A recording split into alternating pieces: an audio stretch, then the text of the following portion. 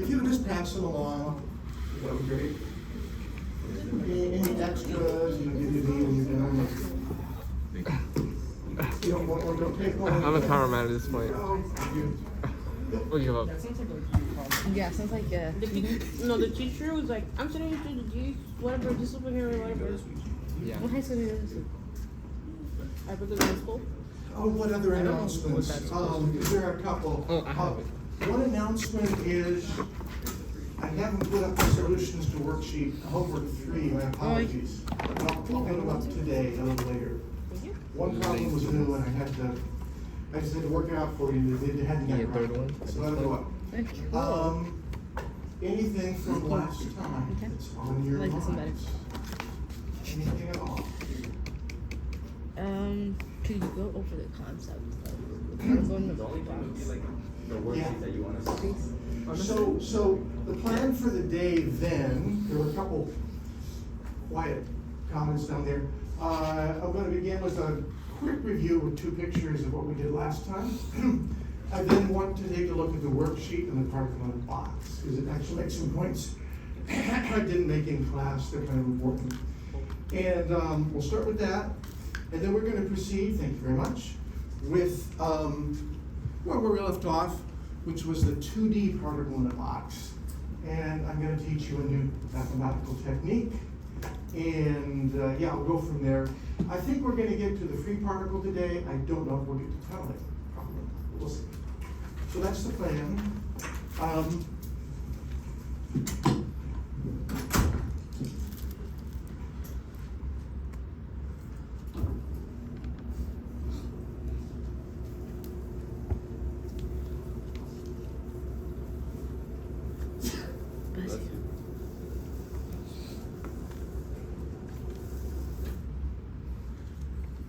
Okay, so tell me if I should turn the lights off up there. Yeah. Is that a yes? Yes. Yes. Okay, so let's see if I can do it. That was so funny. Okay, that's what I said, so we're just gonna do this. But I put down here 2 new concepts that are gonna come up, so you can put them in the back of your head, they'll come up. So what did we see last time? We saw Schrödinger's equation for the particle in a box. Go back and see it. I want to emphasize the way we wrote down his equation and we applied boundary conditions. And we had to think conceptually. I tried to make a conceptual connection with the math. So that back and forth between concept and math is real important. It's not going to do in this class to just know how to do math. You got to go back and forth between concept and math. Anyway, in the end, we got these solutions. And a picture's worth 1,000 words, so this summarizes a lot. I want to point out, though, I got these pictures from someplace and they used the capital psi. And then down here is the lowercase psi. They're the same psi, the time-independent psi. So what we saw was, when we solved Schrödinger's equation, we got this equation, this for the wave function. And notice this n crept up because n is some positive integer, 1, 2, 3, 4, 5. These then are the eigenfunctions. A whole set of eigenfunctions is a possibility. And for the energies, we got this. Notice m is just the mass of your particle, that's a given. Capital L is the width of the region, that's a given. Planck's constant. And yes, it's not h bar here, it's h. And then we have the square of that n again. I forgot to tell you an important term last time, and that is we had a name for n, and it's called the quantum number. Okay, energy is quantized, we learned. We have discrete states, discrete energies, and n is a quantum number. You're going to see lots of quantum numbers, so make a note of that. Now, here I've got a picture of the n equals 1 wave function inside the box.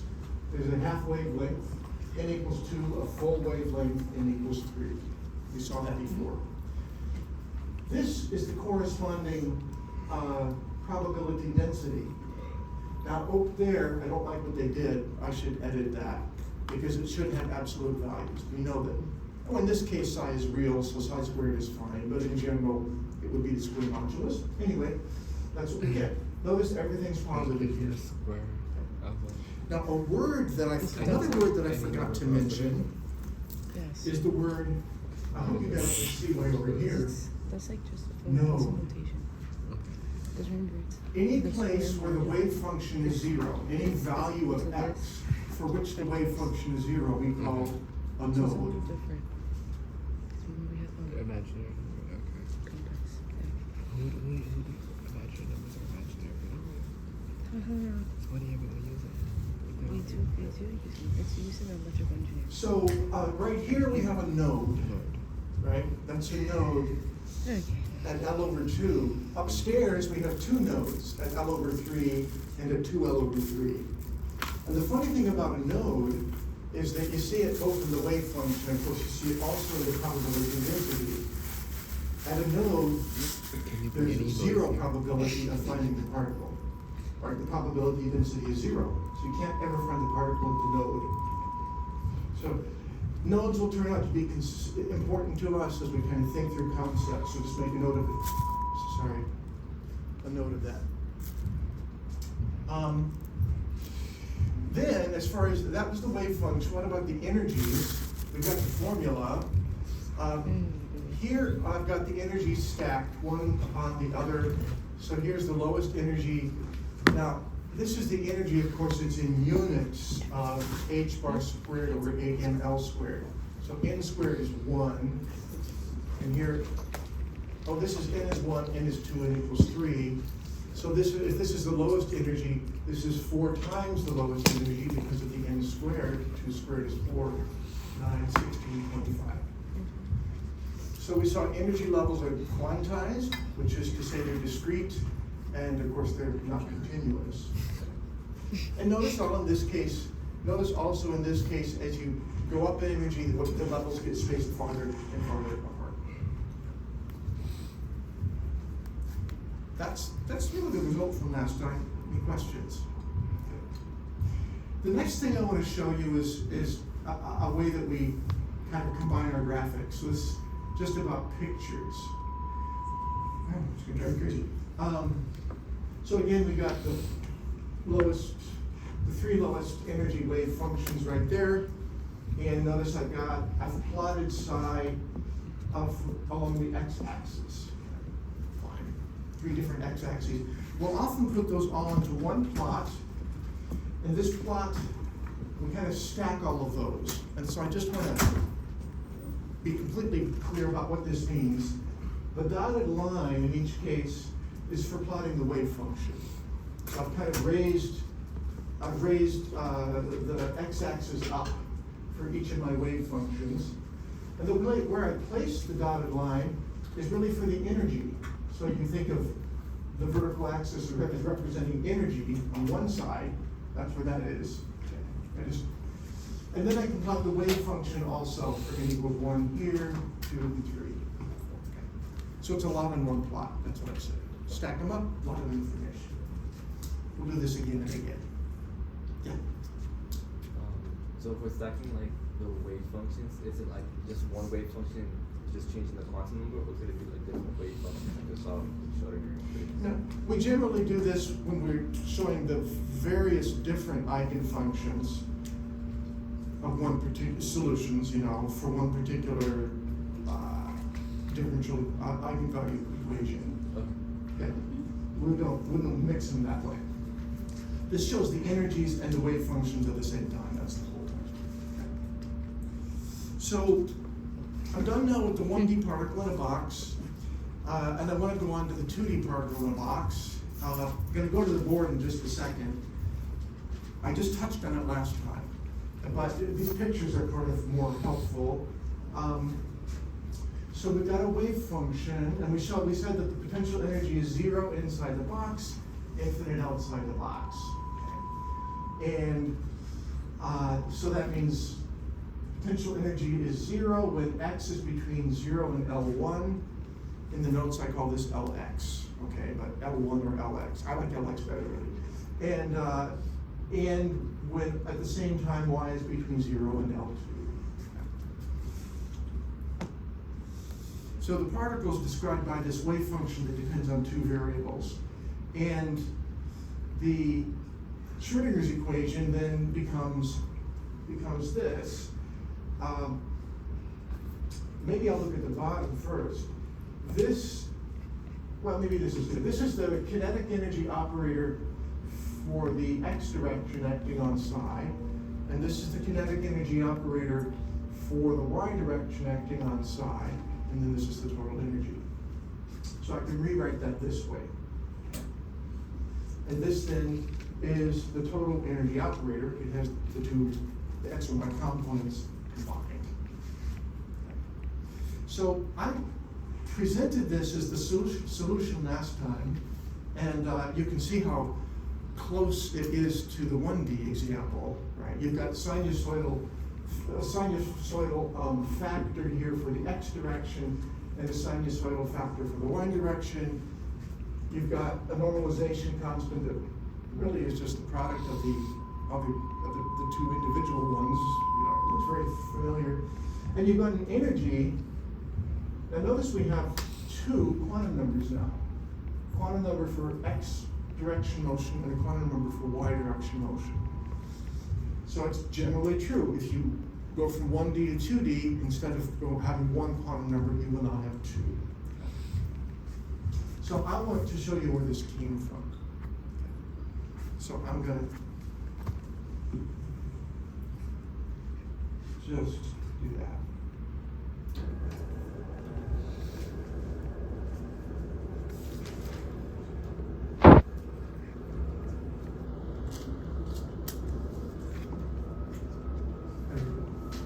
Doesn't make much difference. Okay. So I'm going to show you a mathematical technique. It's a technique for solving differential equations. I want to give you a sort of mindset ahead of time. It's a very valuable technique, and we're going to use it several times in the course. It's a little involved. I probably am not going to ask you in a test to reproduce this technique. Some of you will learn it quickly and it's useful. Others might find it a little daunting. So if you're not interested in memorizing it, just how to apply it, why am I bothering with this? I want you to be able to understand it. If you think back to PChem II, we would often do proofs. And a lot of people got concerned, do I have to be able to reproduce this entire proof on the exam? And we learned no, although I did ask you for shorter proofs sometimes. So I'm putting this so you see where that came from, and because we're going to use this over and over. And I find for myself, my mind sort of shuts down if I don't see where things came from. I say, oh, this doesn't make sense. What you should be able to do is follow this, and maybe you'll have to go home and think about it. It's important for you to be able to follow it. Reproducing it, not quite so important, but it should make sense. So this technique is called separation of variables. Now we encountered a technique called separation of variables last semester, and we used it a lot of times. This is related, but a slightly different meaning.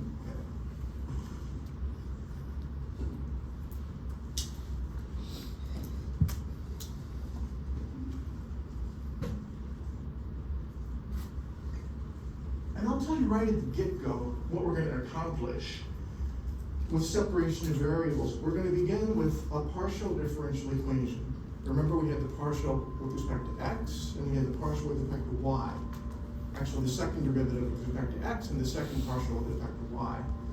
And we're going to turn that from one partial differential equation into two ordinary differential equations. One only in terms of x, and one only in terms of y. So I could write this way. What we're going to accomplish is we're going to take a PDE and turn it into two ODEs for ordinary differential equation versus partial differential equation. That's what we'll accomplish. So let's write our equation now that we need to solve.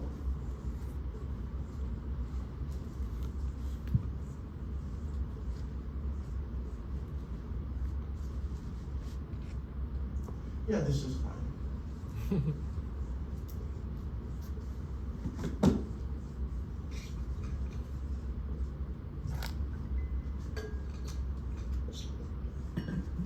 And psi, of course, depends on both x and y. Now I'm going to begin by making an assumption, and it's going to be a really helpful assumption, but I'm not going to prove why it's true. But when we finish with our whole derivation, we'll need to plug in the solutions we get up on the basis of we arrive at on the basis of this assumption, plug them back in, and you'll see, oh, that really does solve the problem, and so the assumption must be valid. Okay. It's a way to get there. Later on, if you care about the math, we can actually show you why the assumption is going to work, is going to be true. But I'm just going to assume it for now. I'm going to assume that I can express this function of two variables, x and y, as a product of two functions, each of one variable. The first function, I'm going to call capital X, and it depends on the variable little x. Okay. Don't get scared by the capital X. I could have written F for function. The capital X is just to remind you that the function capital X depends on the variable little x. It's just, I could have chosen anything. And then the other one, of course, is going to be a function capital Y that depends only on little y.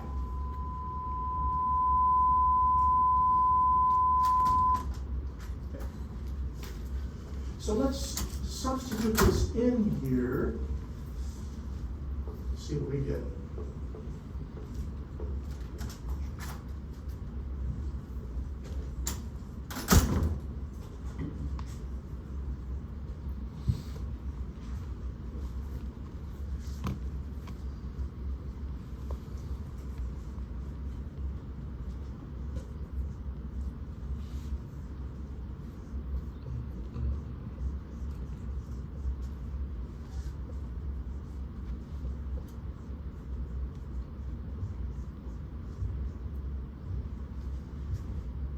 I wouldn't normally write all the dependencies out, but I just want to keep it really clear in your minds. So that's why I'm writing it. So that's what we got. I just substituted.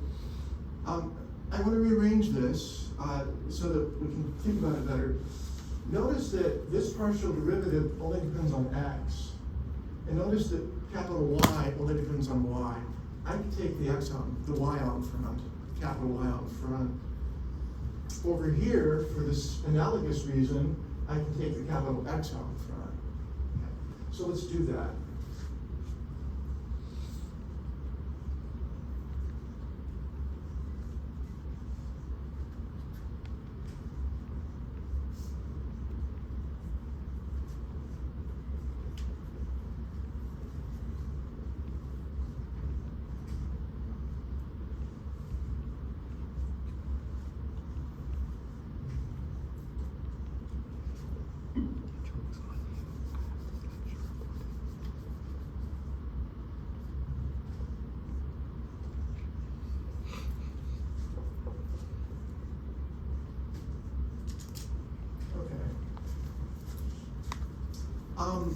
Now, let's divide both sides by the product of capital X times capital Y.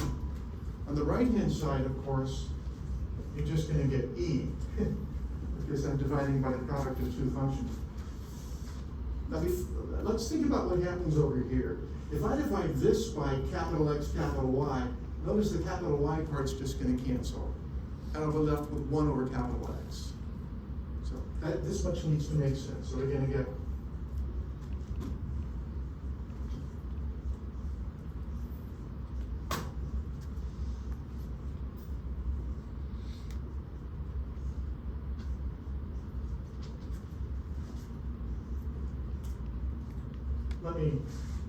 yeah, this is good. No, can't do that right.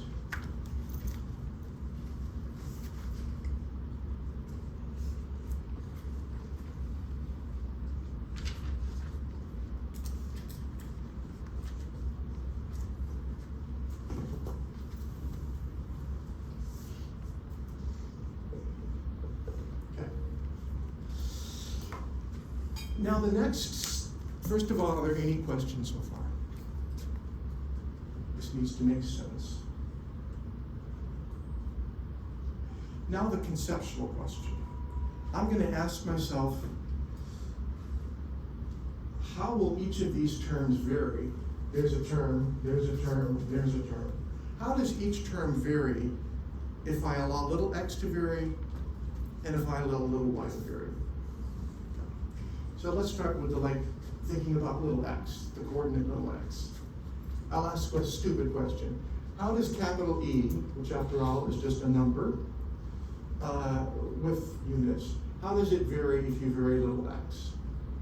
It doesn't vary, right? How does this term, which depends only on little y, how does it vary if you vary little x?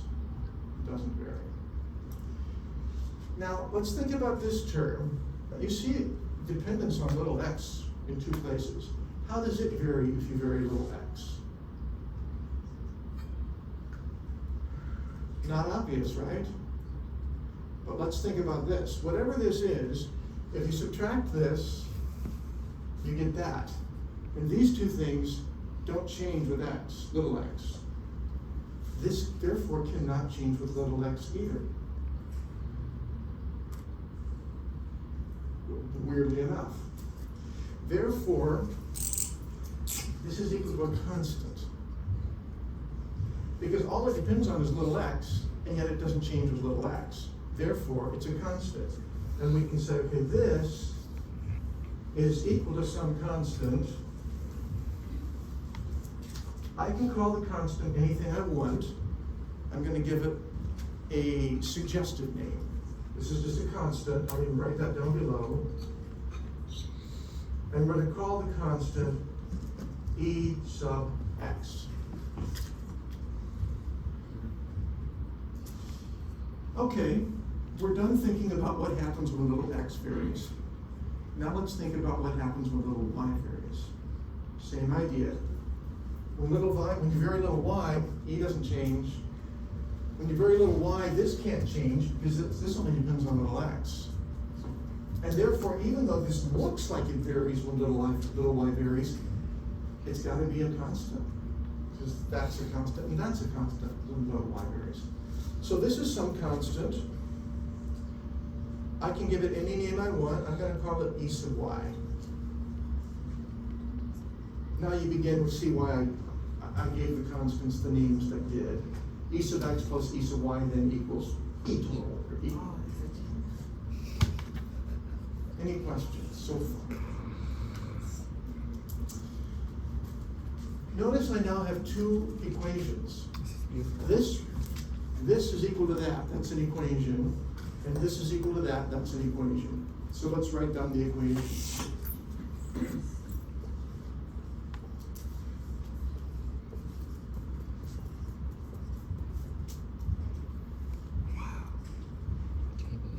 Oops. First one becomes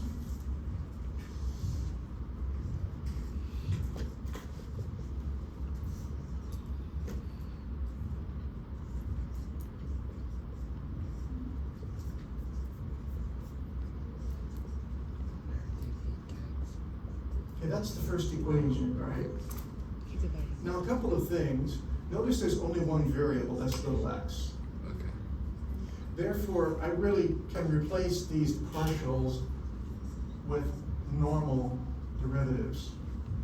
It's not a partial derivative, partial differential equation, it's a regular, ordinary differential equation. So that's that. At this point, let me multiply both sides by capital X. It's going to get rid of the capital. It'll just cancel out this 1 over capital X, and we'll get capital X over here.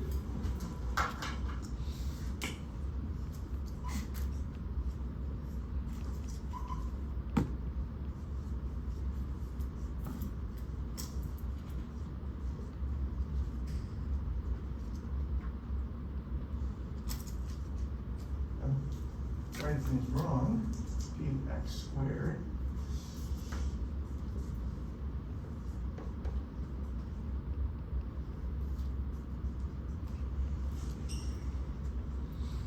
And notice that this is, of course, defined for the range of values of x we talked about before. This is 0 is less than x is less than On the slide it said L1, but I prefer to say LX, they're the same thing, okay.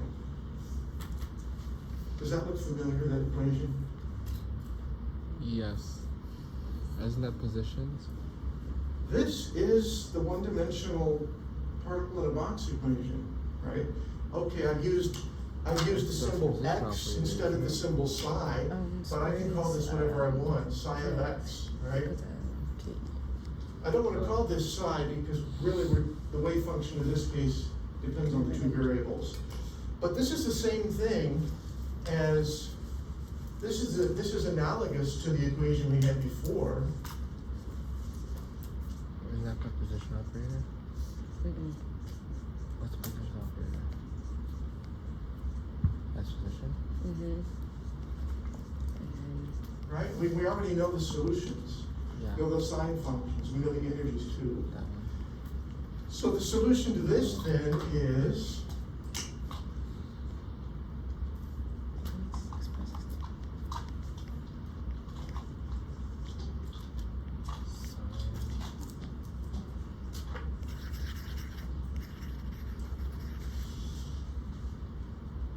now notice that I have not normalized this yet. Okay, there's no normalization constant yet. And notice that I wrote, in X instead of just in. That's because that's one of two quantum numbers we're going to come up with. I also have a value for EX, and that is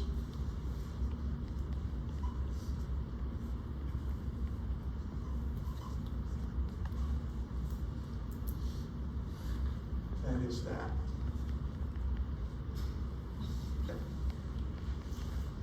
Oh, we didn't have to do any work because we already solved the differential equation. Okay. I don't have to tell you that we can do the exact same thing for capital Y. Right? It's just like this, but substitute capital Y here and substitute little y for little x. So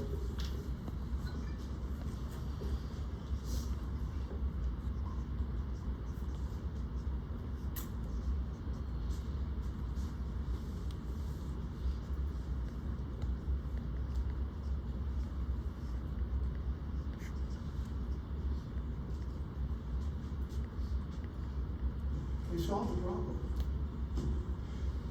Except for one thing, I suppose, and that's the normalization constant, which we have to normalize. But we've got the energies, because the total energy now is just EX plus EY, so that turns out to be, I can factorize it.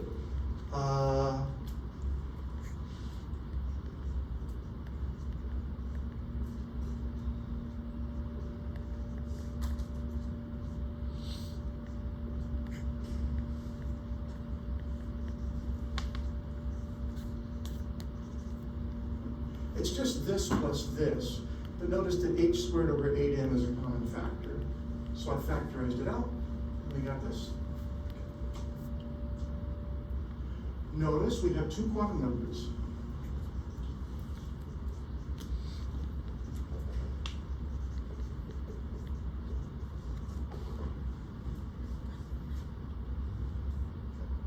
So I could write the wave function unnormalized now. It's a different wave function for every pair of values into x, into y. And it's going to be, I'll just put n for the normalization constant, we'll derive it in a second, times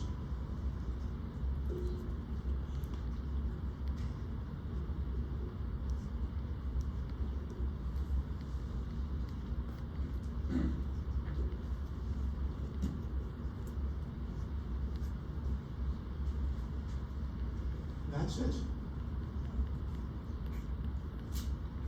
Any questions?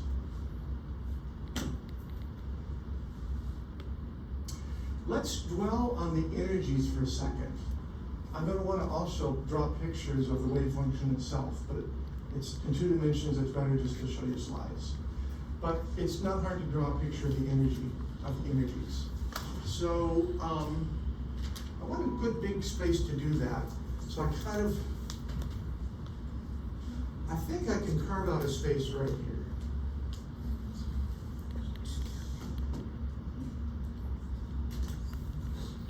So the energy depends on Nx and Ny.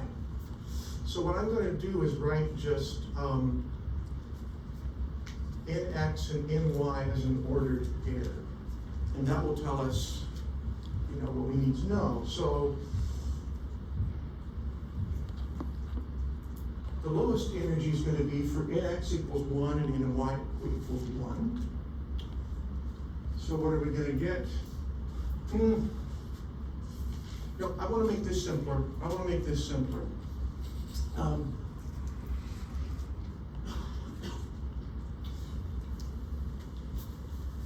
want to restrict myself to a particularly simple case, a square box.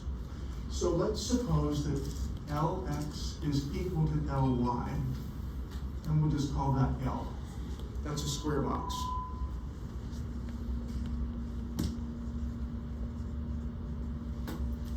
And now let's think about the energies.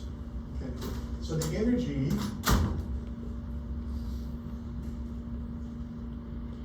will be equal to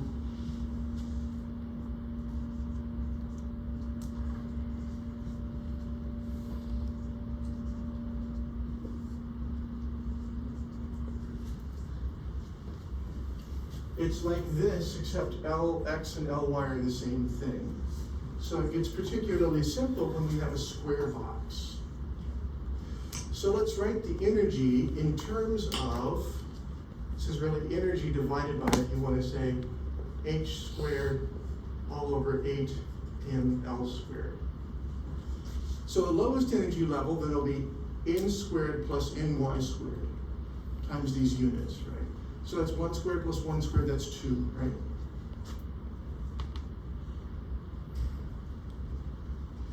Now what's the energy of the state 1, 2? Nx equals 1, N2 equals 2. 5. 5. 1 squared plus 2 squared is 5. Exactly. What's the energy when Nx is 2 and N1 and Ny is 1? Also 5. Also 5. Same thing, exactly. Now each of these states, the 1, 2 state versus the 2, 1 state, are different states. They're not the same state. That's because our box, you can think of the box as fixed in state, so you can specify the x direction and the y direction. So 1, 2, psi 1, 2 is not the same thing as psi 2, 1. Okay. Different states, same energy. What about the 2, 2 state? What is its energy going to be? Yeah, 2 squared plus 2 squared is 8. And let's see, what about 1, 3?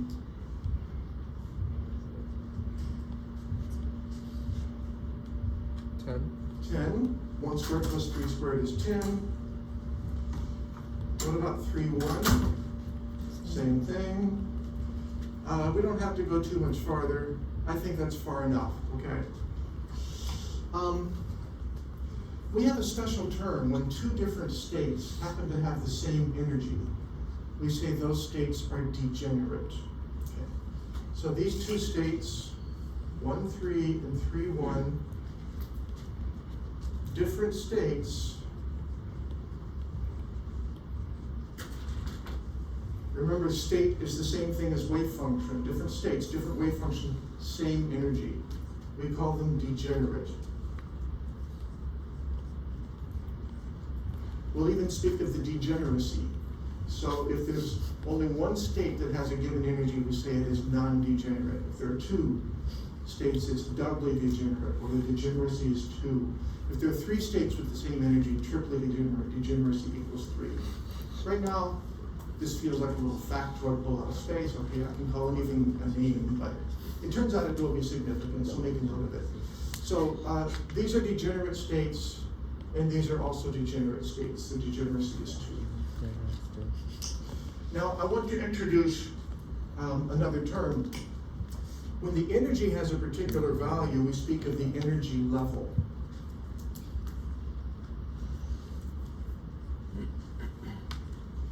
So there's one level, and this is the energy, this is the fourth energy level, but that level corresponds to two different states.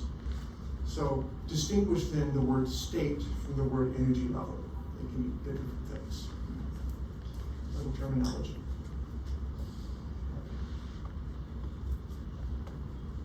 So we got a couple things to do. We need to normalize, and then we want to look at pictures. I think I'll go ahead and normalize because then we'll switch to the board. Now when I normalize this, I'm going to teach you a little bit about multivariable calculus because we'll have a double integral. How do you solve a double integral? Pretty straightforward, but I want you to make sure you understand what each step includes in. So I think I want to erase this. Is that okay? All of this stuff? Mhm. Okay.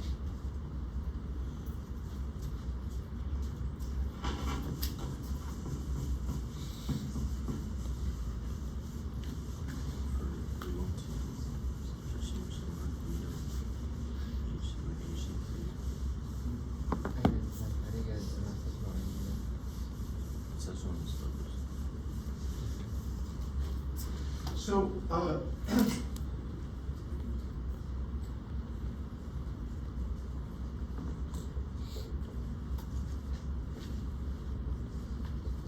so I'm going to normalize psi. So we always say that I guess 1 is equal to the integral of psi star psi d something, right? I really should say d tau, where tau takes care of any dimensionality. In this case, this becomes a double integral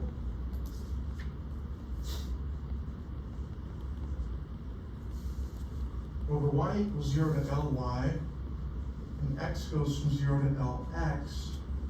And now let's substitute in for psi. This is going to be n star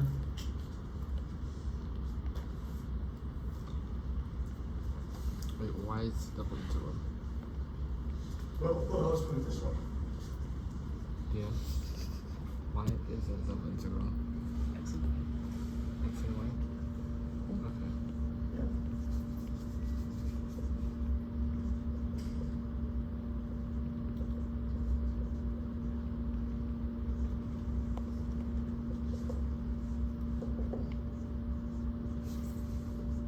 What does this mean? That's our wave function star. I did not want to write out the whole wave function again, so that just means the same thing, repeated, dx dy. Why don't we just So my little element of space is a little square with a length dx and height dy. Let's see. So this is what we have to solve. Let's rewrite it.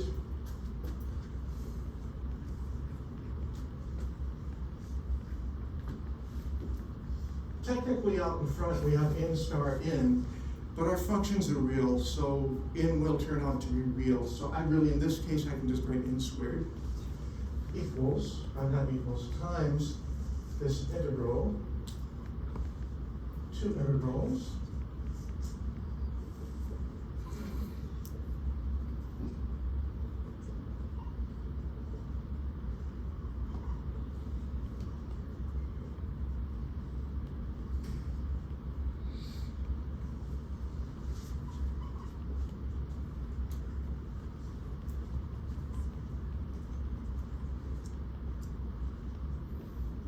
so that's what I have, right?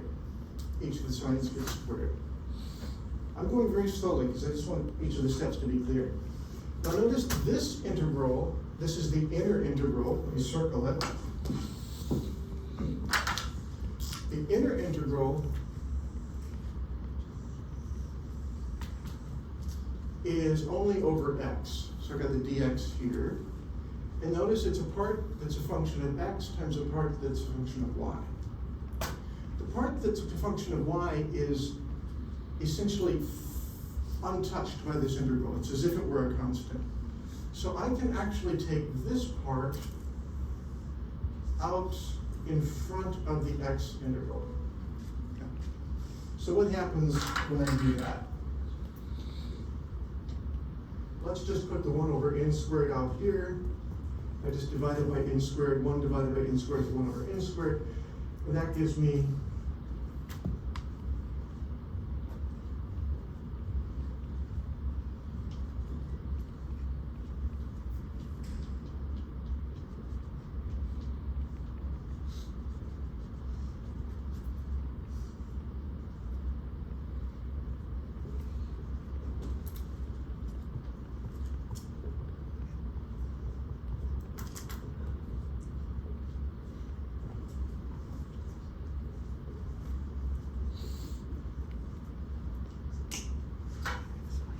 this, we know how to solve already.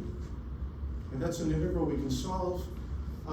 Remember, it has the form of the integral of sine squared ax dx, where a is all of that stuff. Right? You've already had experience solving it, so I won't take it out really slowly, but it does happen to be equal to, let's see, x over 2 minus sine 2ax. Now, that's going to be 2 times nx pi over L, x all over 4 times a, which is nx pi over L. All of that's evaluated from 0 to L x. We did this integral before. I know it looks messy, but let me remind you, if we substitute Lx, x right, when we substitute x equal Lx, we get sine 2 in x pi. That's going to be some multiple of pi, and the sine of a multiple of pi is just 0. When we substitute 0 in here, we're going to get sine of 0. So this term contributes nothing. Upstairs, over here, we get Lx over 2, and when we substitute 0, we just get 0. So the final value we found before is Lx over 2. So now this becomes Lx over 2. All we have left is the integral over y.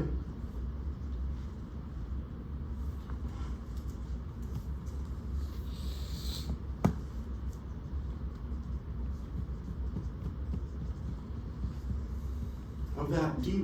Look, this is the exact same integral. There's nothing different here. And this evaluates to Ly over 2. And so what you end up seeing is 1 over n squared is Lx, Ly over 4. So n is equal to 2 over the square root of Lx, Ly.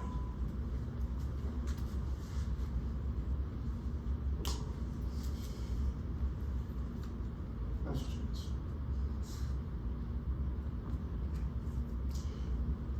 How many of you have done multidimensional integrals before? Some have, some haven't. Okay. You'll have to do them occasionally in this class, so it's worth coming back to this. I think I have an iMath AS section on it. But let me take a moment and remind you what happened. We set up the multidimensional integral, and notice when I put the limits here, to keep things straight in my mind right now, I said, this is for y, the lower limit we're talking about, for y equals 0 to Ly. And here for x equals 0 to Lx. It's good at the beginning to put the x equals to y equals, because otherwise you forget what represents what. Okay. I did that. Then I noticed that I could talk about the inner integral. And so part of this function could just come out in front of the inner integral. And I ended up with 2 integrals. Each was a regular one-dimensional integral over one thing. And then I solved it the way I normally would. Questions? Okay. So we've done a lot of math, but I taught you how to do separation of variables, and I'll show you later exactly when it works and when it doesn't. It's a really valuable technique. And if you weren't convinced, you can take this function in, substitute it into the original Schrodinger equation, test if it really is a solution. And it is. Okay. So let me go back to the slides then, and finish up this bit.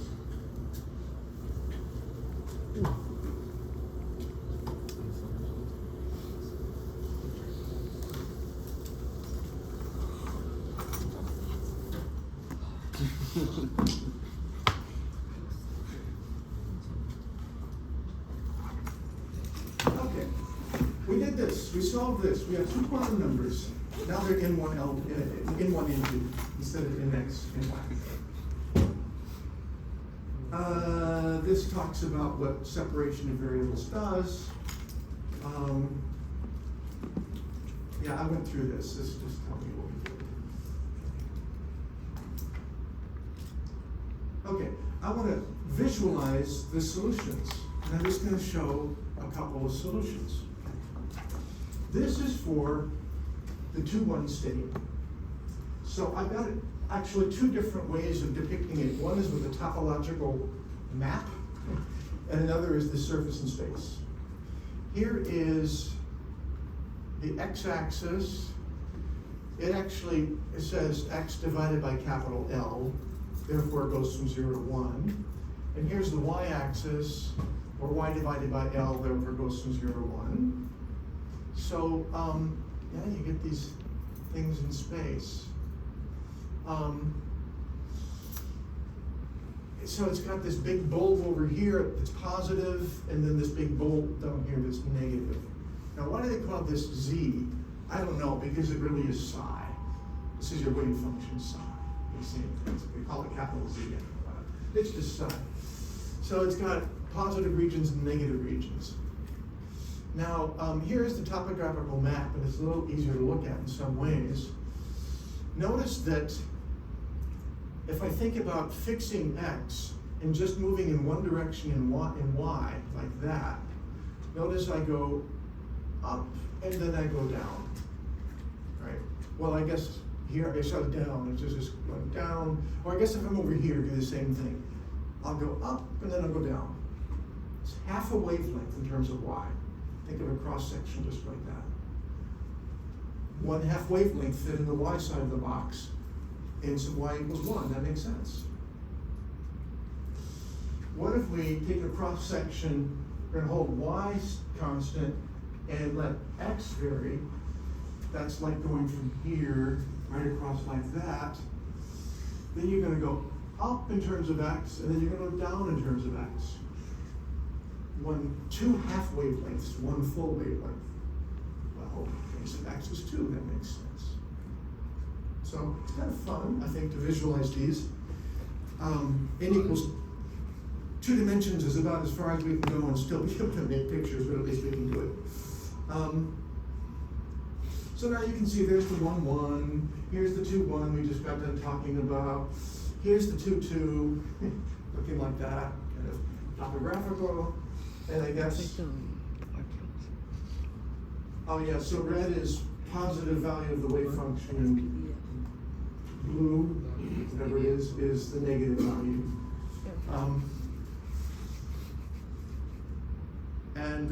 Oh, here's 3, 2, and yeah.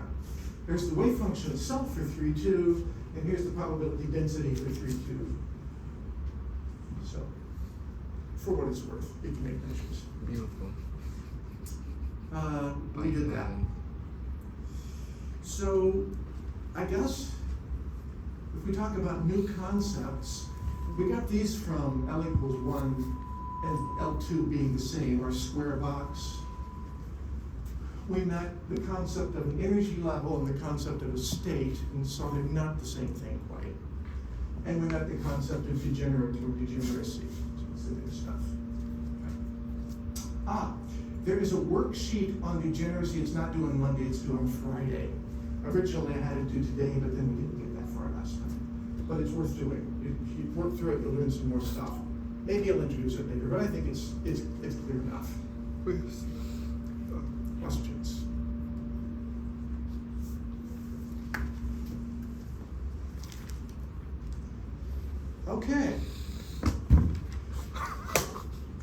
let's take a breather. I will slowly erase the form. Please. Because I want to tell you the exciting story of the free particle. But we need to erase our brains first, I think. I like this story. So I'm gonna slowly. It's so nice. You know, it's the first day of Black History Month. Let's talk about the free particle.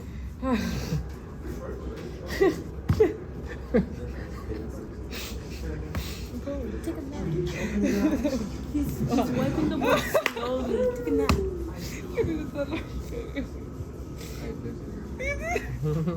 Did you almost doze off the chair? No, I tried to like, lean back and the chair just collapsed on me. And then I'm I going to flew and hit my leg. wipe slower. Yeah. Even slower. Yeah. So did that like make sense? Everything I said? Anything confusing? To a degree. You might need to look back at some of it. I had to digest the separation of variables only when I was in undergraduate. So. Yeah, after 3 years of doing it, we'll be naturals. Yeah. Just like the professor. Ow, ow, ow. Naiko, you know what we're doing, Naiko? We're talking about the free particle. It was funny once. Not. It was. First day of Black History Month, Naiko. We're doing it.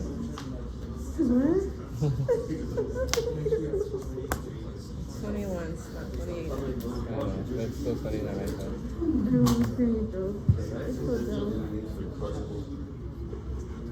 Oh my god. I'm sick of crying. I don't know why. What was yesterday? Tuesday? You work? I did work What time? 10 something. I lost track of time. But then I watched TV till like 1 a.m. Then I have to wake up at 6. That's on you. That's on you. But in my defense, I was doing homework till 1 a.m. What's the mail? Yeah, it's Valentine's. Cute. But it's not. Are you serious? No, It's cute. I just like hearts. And just so happened that it was Valentine's. And if I like ADHD medications, I can still. I'm so hyped. I was like, oh my goodness, you got one too. I was gonna be like, which one? What did you get? And then I realized I'm the 48. Jonah, how you doing? How are you? How was the sushi? The exciting story with all the lines. It needs to be like animated. So I would like to convey to you the exciting story of the free particle. The year make was your day. 1800. This is in some ways a simpler story than the story of the particle in the box. Oh. Because this particle is free to move absolutely anywhere. No restrictions. It's one-dimensional. We're going to stick with one dimension. And so potential energy is zero everywhere. So V of x is just plain zero everywhere. So the Schrodinger equation is going to look like exactly the same thing we just got done working with. The difference is the boundary conditions. We can't say psi is 0 at 0. We can't say psi is 0 at some L. Okay, we're just free to move anywhere. And vertically V, So it's 9 bucks. V of x is just 0. The particle's free to roam. So it's 9 bucks. So, what is Schrodinger's equation?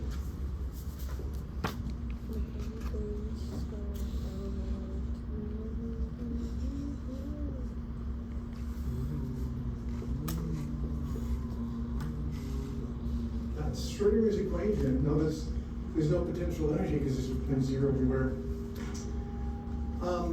Again, we can kind of solve this by inspection.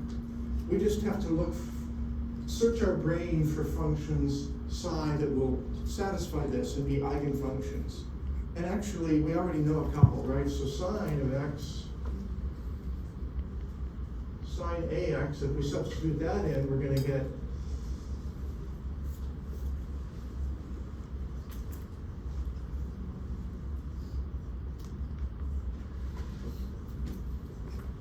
and again, this derivative is just minus a squared sine, right? So we're going to get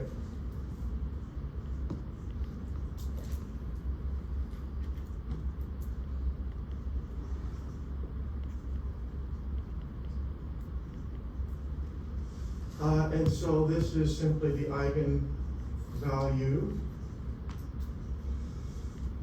You'll probably notice that I didn't normalize psi, I left it unnormalized. But okay, so sine AX solves this problem, no problem, right?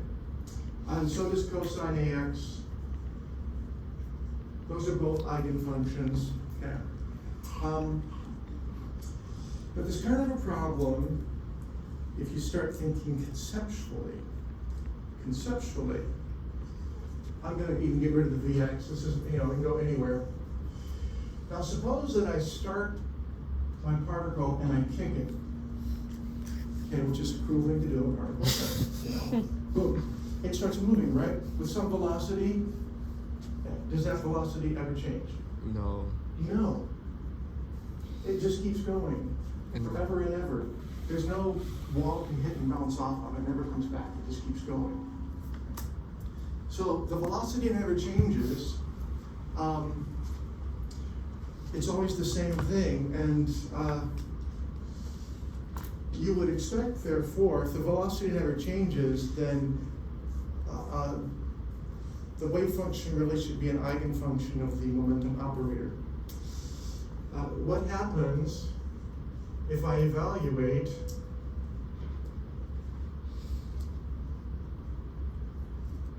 that's just psi, the momentum operator acting on sine? Well, that's going to be h bar over I dx sine ax, and that is h bar a over I cosine ax, right? The sine function is not an eigenfunction of the momentum operator. That means that, remember, if you measure the momentum, you have to get, on one occasion, you have to get a particular value. And if sine's not an eigenfunction, then it must be a linear combination of different eigenfunctions, each have different eigenvalues. What's going on? Let me propose a couple of other functions that will solve this. Okay, this was one. There's kind of a problem. Two.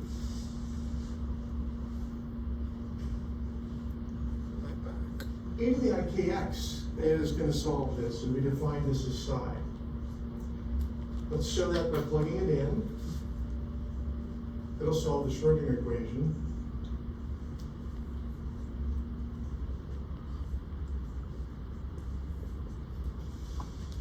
I'm just going to get I squared k squared times e to the ikx, right?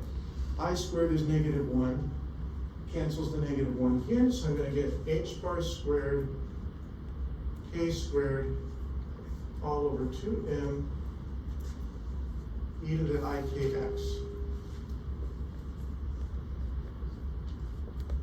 That's an eigenvalue, and therefore this is an eigenfunction,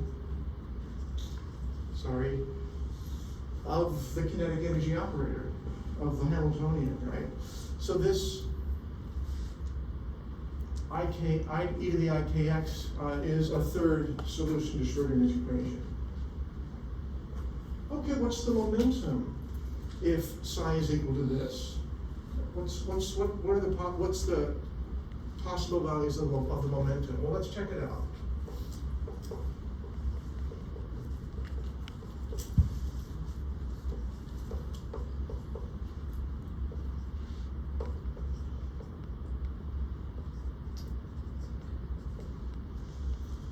Okay, I've only got a single derivative, so I get an ik out in front. So I have h bars k I divided by I.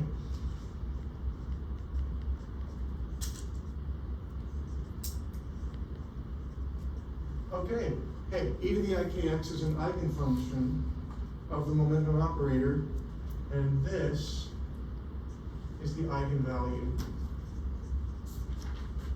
Not interesting. So all three of these functions solve Schrödinger's equation, but only this one makes sense for our problem. We kick the ball, that's an initial condition, right? The initial condition is it's moving in one direction, and it keeps moving in that direction with constant momentum. So this is one solution to Schrödinger's equation that satisfies the initial condition, or the boundary condition, if you like, for a particle, a free particle. There's another one.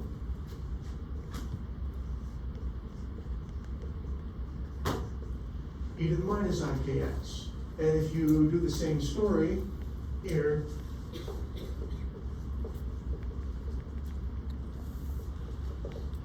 you can take the derivative, you end up with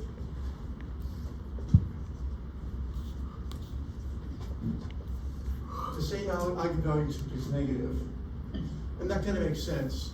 So e to the ikx represents a particle moving to the right, and e to the minus ikx represents a particle moving to the left. Okay. So these are the solutions to the free particle problem.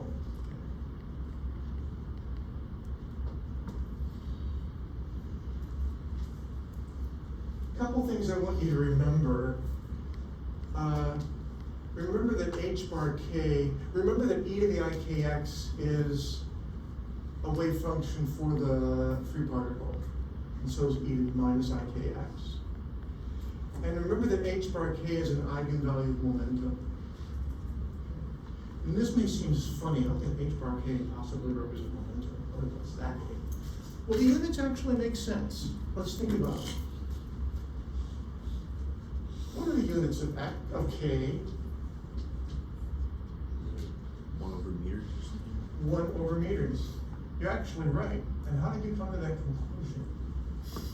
It was from one of the problem sets. It's some problem set. I agree. That's a great answer. The other answer, that's maybe a little deeper, is that I'm sorry, Jonah. That was not meant to be. I just, forgot rule number 3 in teacher's handbook, I think. Don't insult your students. The exponent has to have no units, right? The exponent has to be unitless. X has units of length. And so for this whole exponent to have no units, k is going to have units of 1 over length. That's all that is. Okay? So yeah, k's got units of 1 over meters or centimeters. What about h bar? H bar, we usually put it as something times joule seconds, right?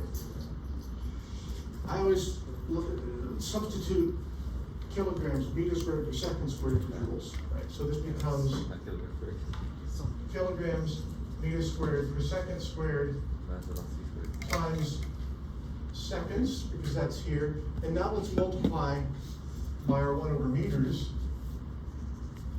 And we're going to get kilograms, meters per second. Well, meters per second is velocity, and kilograms is mass, and we always say that momentum is mass times velocity. It makes sense. That's something that makes sense, right? So that's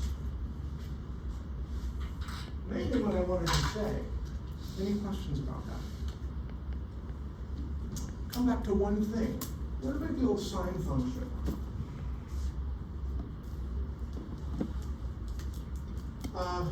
What about sine, instead of writing a, I'm going to write k. What about sine kx? I can write it as a linear combination of exponentials.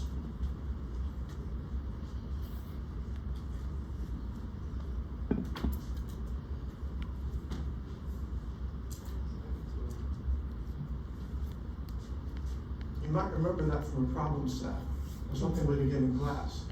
And I'm not going to write it again, but I'll remind you, it comes from the Euler formula.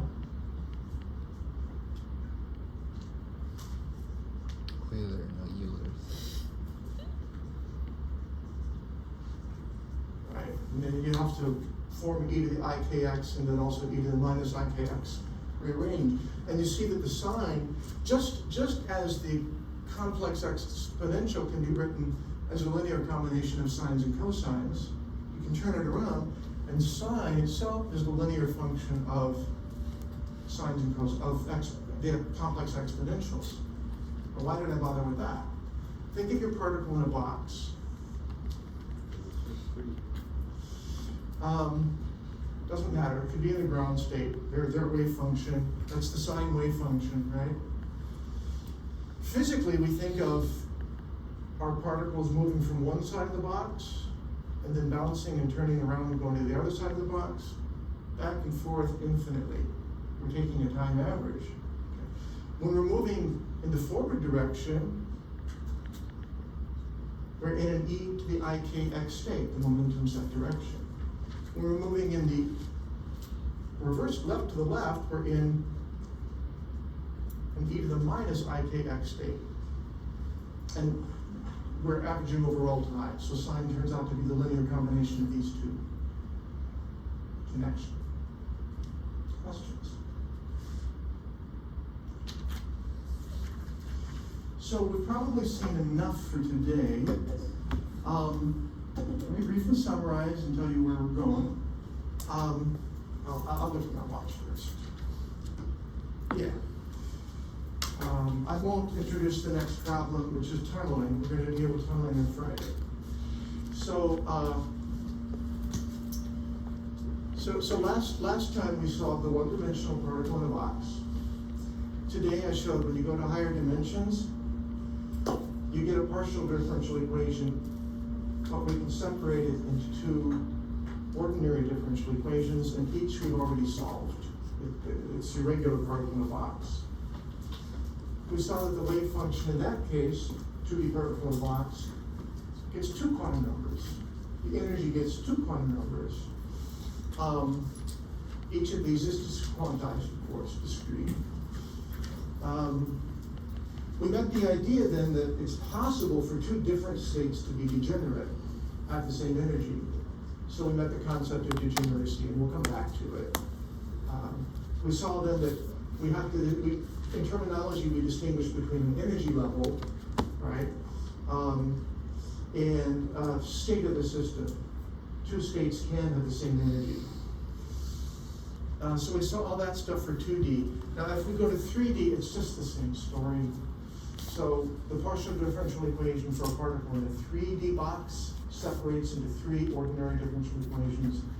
You get three quantum numbers. It's the same story. It's nothing different. The degeneracy gets higher. You can have more than doubly, you can get triply degenerate states.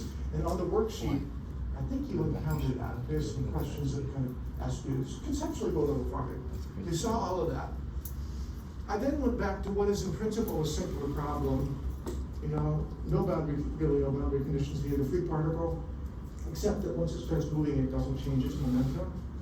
And that led us to see the solutions have to be represented by the complex exponentials instead of the sines and cosines. Now, I guess there's one more thing to say about that story. Did we normalize the wave function e to the ikx?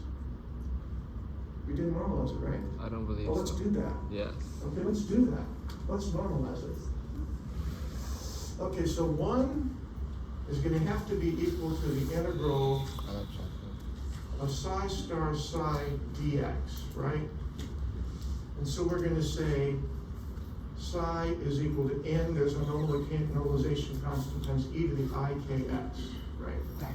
So what's this equal to? It's n squared times the integral of psi star, or this is really that.